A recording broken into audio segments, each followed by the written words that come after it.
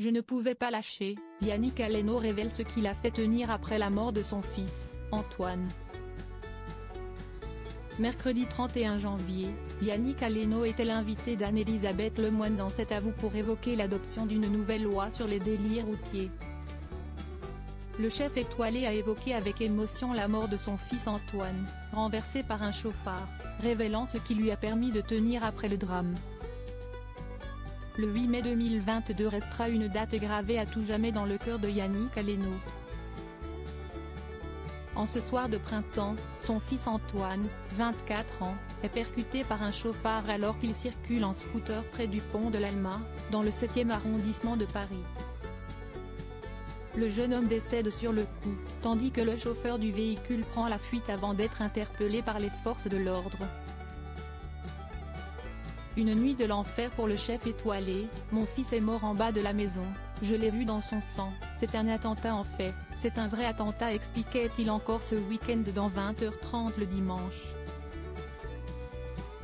Depuis, Yannick Aleno s'est engagé dans un véritable combat contre ceux qui consomment de l'alcool ou de la drogue au volant, tout en venant en aide aux familles de victimes grâce à son association fondée au nom de son fils. Les clients m'ont donné beaucoup d'énergie. Cette semaine, le combat du cuisinier a connu une grande victoire. L'Assemblée nationale vient de voter une loi créant le délit d'homicide routier, afin que la loi se montre plus sévère avec les chauffards. Invité sur le plateau de cet avou pour en parler, il n'a pas manqué de rappeler l'importance de la cause, le symbole à retenir, si est-il et plus de 500 enfants morts l'an dernier d'un homicide routier. Aujourd'hui, le code pénal est pourvu pour qualifier les choses, il n'y a rien de pire que de ne pas qualifier les choses, a-t-il souligné.